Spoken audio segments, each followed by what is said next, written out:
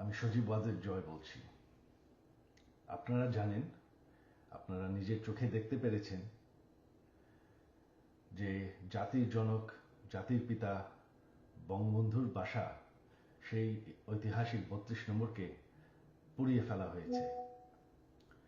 এই প্রটেস্টার তো বলবো না, এই মব জাতির পিতার বাসাকে পুড়িয়ে ফেলায়। সেই বাসা যেখানে বঙ্গবন্ধুকে হত্যা করা হয়, বঙ্গবন্ধুর আমার পুরা পরিবারকে হত্যা করা হয়, যেই বাসা ৭৫-এর খুনিরাও ধ্বংস করার সাহস পায়নি, যেই বাসা এখন এতদিন ওনার মিউজিয়াম ছিল, সেই বাসাকে তারা পুড়িয়ে ফেলেছে।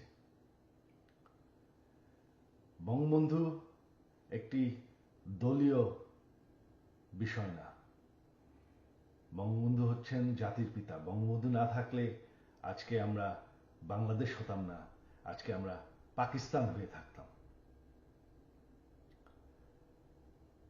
আপনারা জানেন, সামনে 15ই আগস্ট, সেই কালো রাত, যেই রাত্রে বঙ্গবন্ধু এবং আমার পরিবারকে হত্যা করা হয়।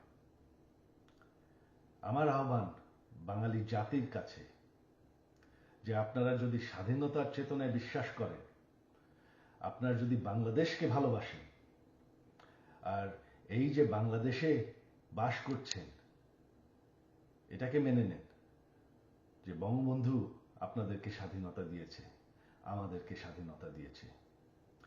এই 15ই আগস্ট আমার আহ্বান আপনাদের প্রতি, শান্তিপূর্ণভাবে ৩২ নম্বরে গিয়ে ফুল দিয়ে আসবেন, দোয়া করবেন বঙ্গবন্ধুর জন্য, স্বাধীনতার চেতনার জন্য এবং আমার পরিবারের জন্য।